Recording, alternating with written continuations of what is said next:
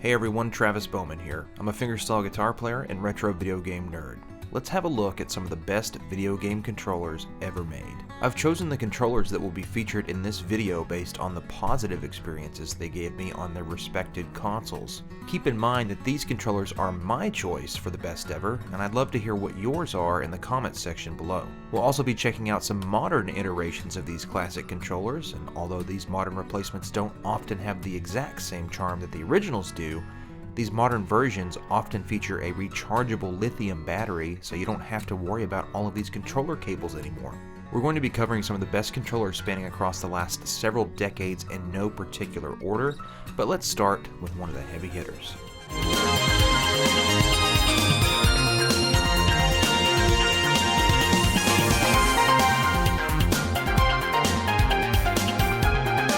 If you've never had the pleasure of holding the Sega Saturn controller in your hands, I truly feel sorry for you. This is by far the best 2D controller ever made, and I'll be glad to fight you about that in the comments section of this video. The Sega Saturn itself unfortunately gets a bad reputation due to being in the shadow of its highly successful rival, the Sony PlayStation.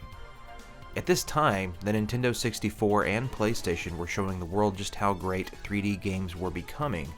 Meanwhile, the Saturn was developed with 2D games in mind. It was only at the last minute that Sega decided to throw in an extra processor in a desperate attempt at future-proofing, but it was a horrible case of too little too late, as most developers didn't know how to utilize that second processor at that time. Still, the Sega Saturn is remembered by its fans today for having some of the most beautiful 2D games on a home console ever. And what a hell of a controller to enjoy those games with. We've got a nice 6-button layout with 2 shoulder buttons, an amazingly responsive D-pad, a start button, and that's it. I mean, what else could you ask for? This controller can do it all. Fighting games, platformers, puzzle games, beat-em-ups. Okay, so it doesn't perform so well with 3D games, but that's okay. Eventually, Sega released the 3D pad to go along with Nights into Dreams, and it was a great effort. I sometimes feel like I may be one of 50 people on this planet that actually really like the 3D pad, but I'll be the first to admit that it feels weird to go back to it after about 30 years of what is thought of as the modern analog stick. The Sega Saturn actually launched with a newly designed pad for North America, and thankfully that thing was replaced en masse with the Japanese style pads that we know and love so much. The D-pad is incredibly responsive, the button layout is absolute perfection, and the shoulder buttons feel amazing. You can still find these controllers on the used market for a decent price. However, I have to mention these newer Sega Saturn pads from Retrobit. These were made with Sega's original moldings, and I've never felt a reproduction controller that matches the originals so well. Having a wireless version of this controller is one of the best gifts we gamers have had in the last 15 years. Retrobit even offers a version of this controller with 2 analog sticks, and it's compatible with both your Sega Saturn as well as your PC. This is one of my go-to fighting game controllers because the 6-button Sega layout is the king when it comes to playing fighting games with the controller. If you haven't checked out the Sega Saturn and its glorious, perfect controller, I pity you greatly. Do yourself a favor and right that wrong as soon as possible.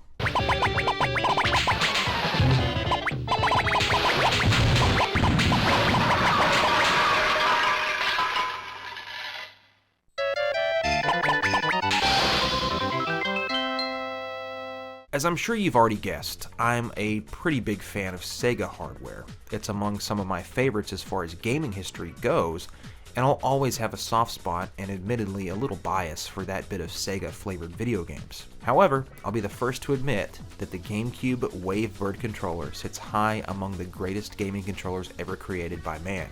The common saying regarding the Wavebird, and I suppose the GameCube controller in general, is that it just melts in your hands. This is by far the most comfortable controller featured in this video. Of course, the only difference between the Wavebird and the stock GameCube controller is that the Wavebird is a wireless iteration. Back then, you had to sacrifice some things in order to get a wireless controller, and for the Wavebird, they removed that rumble feature. Does anyone really give a damn about rumble?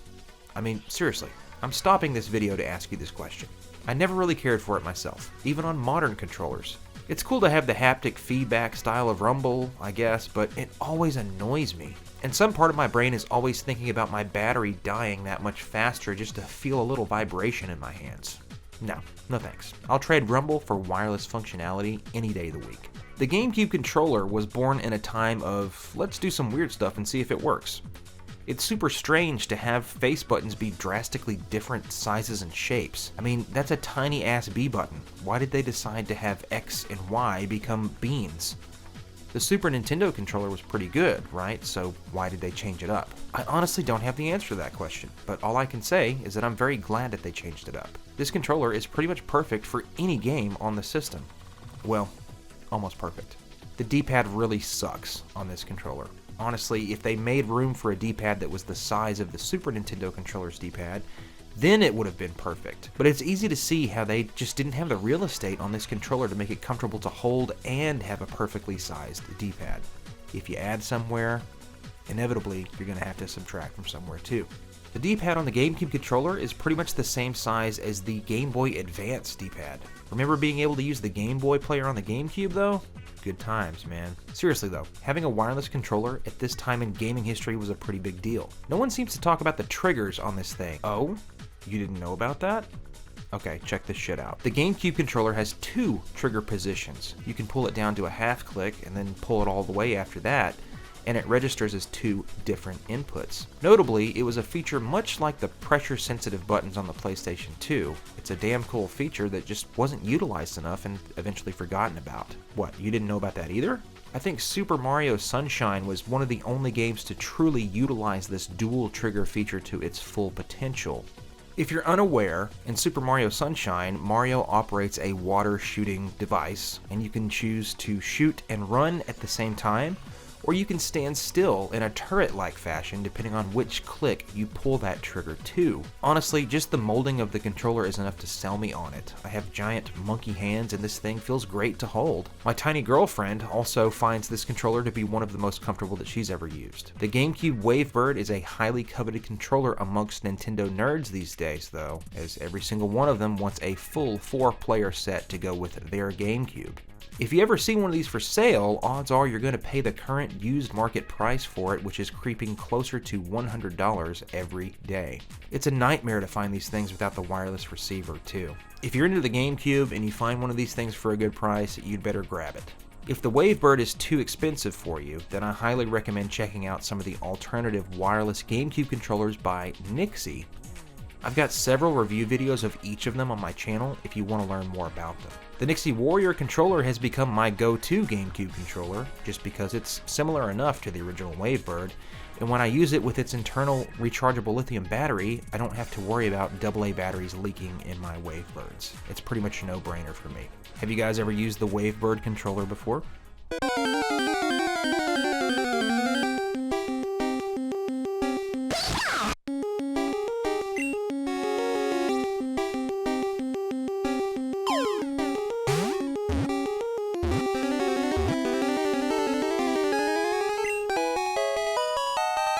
This next controller is by far the most underrated in console gaming history in my opinion. The Neo Geo CD pad was introduced with, you guessed it, the Neo Geo CD in 1994. Before that, all we had were arcade sticks for Neo Geo hardware. Not that I'm complaining, the Neo Geo arcade stick really belongs in this video as well, but I wanted to stick with just pads and controllers for this one. I have more than enough arcade sticks to do a dedicated video on them, so if you'd like to see that, let me know in the comments section below. What makes the Neo Geo CD pad so great is the beauty of simplicity. You've got 4 large face buttons, A, B, C, and D. Instead of a D-pad, you've got a stick that features some really clicky micro switches. Let us pause for a moment and have a listen to what they sound like.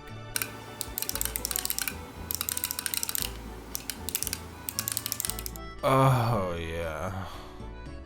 Now that we've gotten that out of our system, let's talk about what this controller is great with. Fighting games. And if you're a fan of the Neo Geo, then you'll know that the library is almost exclusively fighting games. This controller really feels like a high-quality arcade stick that was shrunk down to be held in your 2 hands. But I think that this pad can go a lot further if you give it a chance. The micro-switch joystick makes for a great experience with platformers and beat-em-ups. Those micro-switches in the stick go a long way of making you feel those inputs, hence the greatness in fighting games. The large size of the buttons allow you to lay your thumb over one of the bottom rows. You can easily rock back and forth to get to a button on the top row, much like the original Super Nintendo controller. At this time, I'd like to mention the replica Neo Geo CD pad by 8-Bit Do. This thing is wireless and features 2 shoulder buttons on the top. This is unfortunately just compatible with your PC, however this controller has a few different modes that are activated by a small switch on the back. You can switch between Bluetooth and 2.4 GHz. Obviously, you'll want to use the 2.4 GHz mode with the included USB dongle on your PC, but you can also grab this Neo Geo Bluetooth receiver for your Neo Geo consoles. Yes, I know, 2.4 GHz is the king, especially when compared to Bluetooth, but there is very minimal latency with this receiver. It pairs and stays paired, which is always appreciated by someone that's got a lot of wireless controllers. Trying to remember how to pair each wireless controller with their respected and specific button combinations can be very frustrating. Nothing pisses me off more than attempting to pair a controller to something and it just not working. I have this issue with the Nintendo Switch and third-party controllers, and it's incredibly annoying. Once this controller is paired with the Bluetooth receiver, you pretty much just have to press any button on the controller to wake it up, and then boom, no stress and you're ready to play. I really do love the original Neo Geo arcade stick, as it's a legendary stick that's built like a tank, but I actually prefer to use the wireless Neo Geo CD pad just because it's nearly the same as the original without the fuss of a cable. Did I mention that cable on the original Neo Geo CD pad is very short? Because it is, and it's a pain in the ass to deal with. You can buy extension cables for these Neo Geo controllers, but I've read about the pins being incredibly sensitive on these controller cables, especially after over 30 years. It scared me enough to not want to risk it. These Neo Geo CD pads aren't getting any cheaper either. That's why I almost always choose to use the 8-Bit Do controller instead of the originals. As far as being a faithful replica, it's pretty damn close, but not 100%. The stick travels just a hair more on the wireless controller, and it takes a minute to get used to, but the feeling of the micro switches are about the same, and the buttons feel great and they don't stick. Not everyone can experience the beauty that is Neo Geo on the original hardware these days. I found both of these consoles at a good price, and I honestly got pretty lucky. This 8-Bit Do Neo Geo CD pad would be a great companion for PC gaming and even emulation. Fighting games really shine with this thing, and it's one of my go-to controllers for playing competitive Soul Calibur 6 with my friends. If you'd like to learn more about the 8-Bit Do Neo Geo CD pad as well as just the Neo Geo in general, I have a lot more videos on those subjects on my channel. Out of my sight! Back up!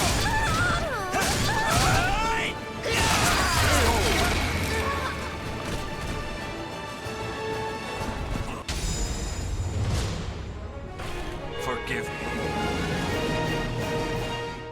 Everything that needs to be said about this controller has already been said a ton of times, especially on YouTube. However, I'd be roasted alive if I didn't include it in this video. That being said, the main reason I'm including it is to feature some of the new wireless iterations that have become available in recent years. The original Nintendo Entertainment System had the best possible controller for that console. A new directional movement system that would eventually become known as the directional pad, and 2 buttons, A and B. That's it. Well, we can't forget about the start and select buttons though. A ton of games ended up utilizing that select button to navigate menus, while the start button acted as the pause button.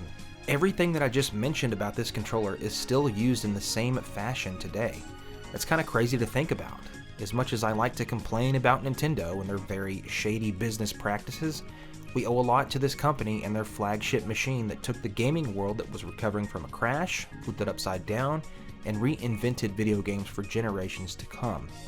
We've been utilizing the great ideas that Nintendo gave us since 1985.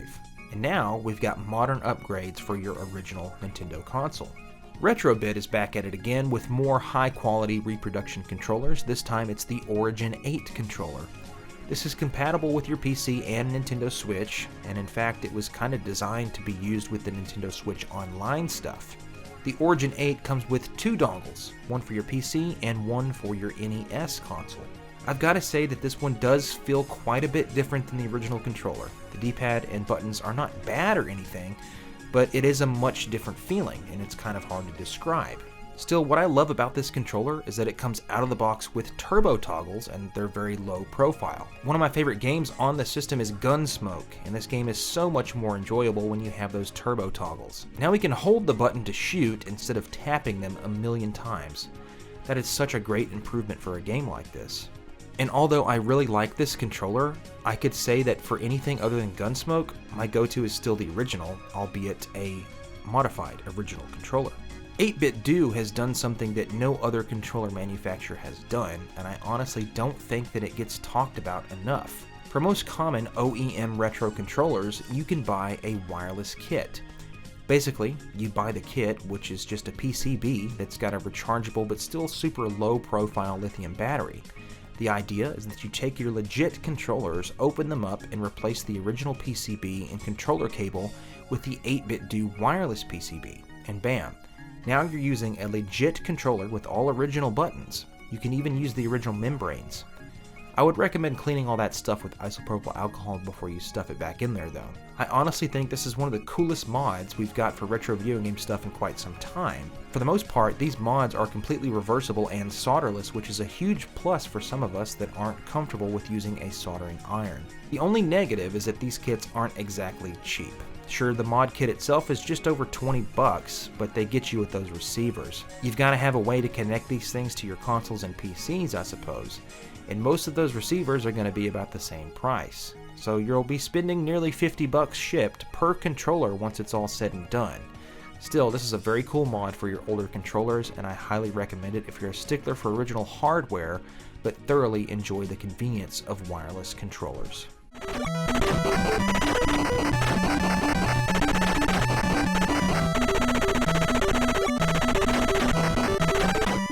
This next controller is one of my favorites ever, and it deserves all of the love. This controller walked so the Saturn controller could run. This is the legendary Sega Genesis 6-button controller.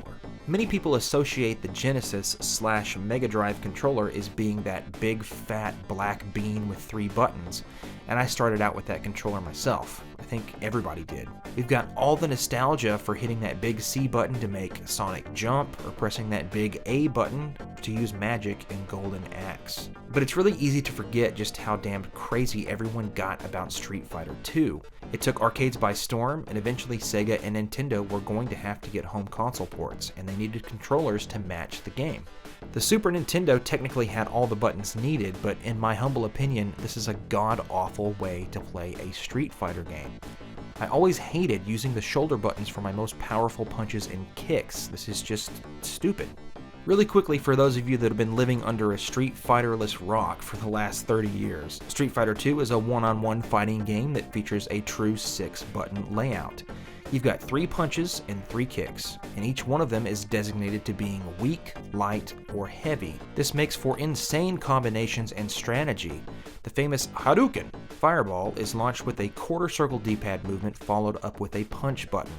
The fireball's speed is determined by which punch button you pressed. The weak punch is the slowest, and the heavy punch is the fastest. The biggest lie from Nintendo fanboys is that the Super Nintendo controller is a great controller for Street Fighter. I absolutely cannot stand using this controller for fighting games like this. I'll admit that the SNES controller is amazing for platformers, RPGs, and even shooters, but let's be honest with ourselves. This controller just doesn't cut it for fighting games. Enter the Genesis 6 button. Obviously, this guy was introduced for Street Fighter 2, as the older Genesis pad only had 3 buttons. But wow, what an improvement. This is the layout that we needed for fighting games. After all, it's the exact layout of the arcade version of Street Fighter 2. Having all of your punches on the top row and kicks on the bottom row just makes so much sense. Of course, this controller wasn't just for Street Fighter. Several other Genesis games took advantage of this controller, such as Streets of Rage 3, Mortal Kombat, Samurai Showdown, Beyond Oasis, and even Doom. You can also get that 8BitDo wireless mod kit for this controller, but they have their own iteration of a Genesis pad that's worth mentioning. The M30 certainly holds its own when it comes to third-party Genesis pads, and some would say that this pad is slowly entering legendary status. Everything about this one is pretty damn perfect. We've got the layout that we know and love, but the molding is a bit different. It kind of melts in your hands the same way that the GameCube controller does. What I feel doesn't get mentioned enough is the plastic. It's got a grittiness to it. I really don't like controllers that have a glossy D-pad. It just doesn't feel right. The original 6-button had a sort of matte finish to it, and you could really feel the inputs on that D-pad because of that. This M30 goes a long way to replicating that feeling. The buttons and D-pad are very responsive, and I also think that that little blue start button is a really nice touch aesthetically. Keep in mind that there are two versions of the M30. We've got the regular old M30, which is a Bluetooth controller, and then we've got the M30 2.4 GHz. The latter is what I use on my Genesis with its respective dongle, and you can also use the Bluetooth version with a dedicated Genesis Bluetooth dongle if you'd rather do that. The original Sega Genesis 3-button pad is nostalgic for most, including me. But did you know that there's a larger version of that original controller that features all 6 face buttons? Enter the Retrobit Big 6 controller. This is pretty much exactly what it sounds like, the same molding as the original 3-button, but with 6 buttons instead of 3.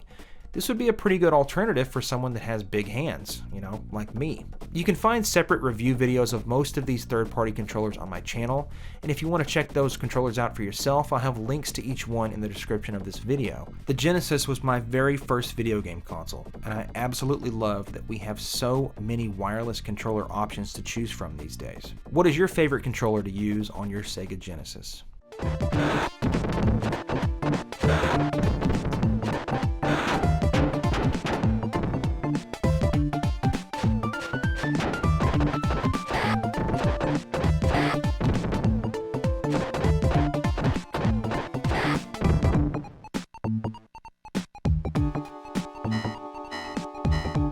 The Sega Dreamcast controller rightly belongs here because of the VMU alone.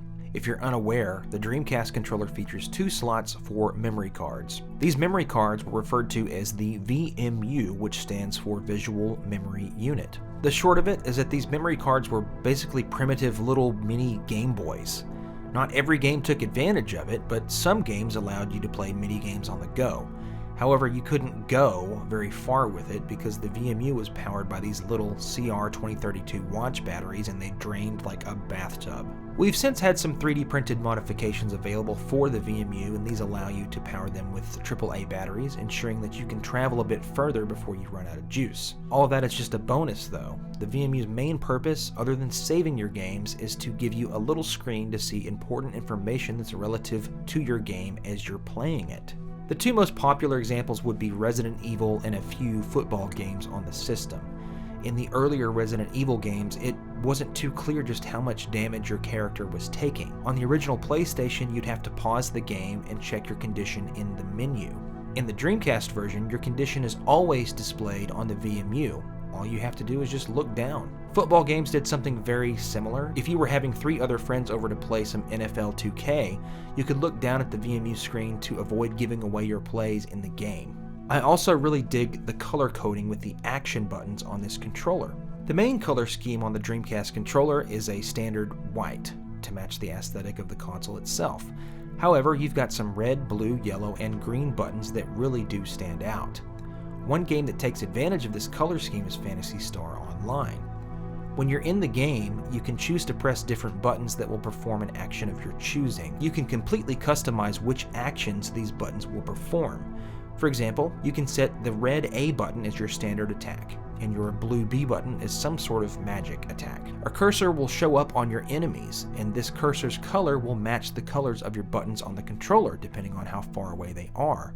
If they're right up on you, it will show the cursor as red, meaning you should probably do your standard attack. If they're further away, it makes sense that the cursor shows up as blue or yellow, which is most often a projectile magic attack.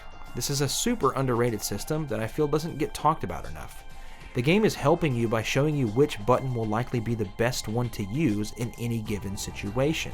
I really love this attention to detail, and it adds a ton of charm to your gameplay experience on the Sega Dreamcast. If this Phantasy Star Online game seems interesting to you, you can still play it online today thanks to private servers. I've got a few videos on the subject if you want to check those out. This controller seems to be either loved or just hated by people in the gaming community. The common gripes about it include the controller cable coming out of the bottom of the controller instead of the top. But the reason for this is obviously because the top is where the two VMUs go. Another gripe that I actually agree with is the lack of a 6-button interface. As we've seen twice already, Sega gave us such a great 6-button layout in previous controllers, and it was really missed here on the Dreamcast. That system also gave us a plethora of iconic fighting games, and the analog triggers just simply were not an acceptable replacement. After using the Dreamcast controller for so many years, I am still baffled that we don't have a modern controller that's on par with it. Having a miniature console inside of your controller that you can take with you is such a great idea. How come we haven't seen anything like that since? The VMU slot also gave us a microphone, but this was only utilized in just a few games such as Alien Front Online and Seaman. In my opinion, the biggest what could have been questions in video gaming are all about the Dreamcast. We could have seen an MP3 player in this console. Can you imagine that in the early 2000s? The VMU could have been upgraded into the future. There's no telling what we could have seen with this innovative design. Sega had a history of upgrading their hardware with add-ons over time. In my opinion, video games lost a great deal of charm when the Dreamcast was discontinued. What do you guys think about the original Sega Dreamcast controller? Nice. Yeah. Yeah. Yeah.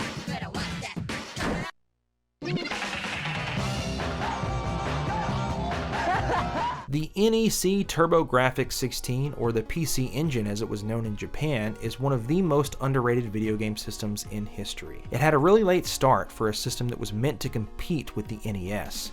We got the system in the US in 1989, so it was thrust into the competition with the Sega Genesis and Super Nintendo. Eventually, the TurboGrafx would see the release of the Turbo CD add-on, which would become the very first example of video games playing from a CD-ROM. The hardware revision known as the Super Graphics would release soon after. I got a TurboGrafx system years ago, but eventually I sold it in favor of a PC Engine Core Graphics, which is just a PC Engine with an AV composite port instead of the simple RF port that was launched with the system. And now I'll bet you're seeing why the PC Engine / TurboGrafx was considered a failure.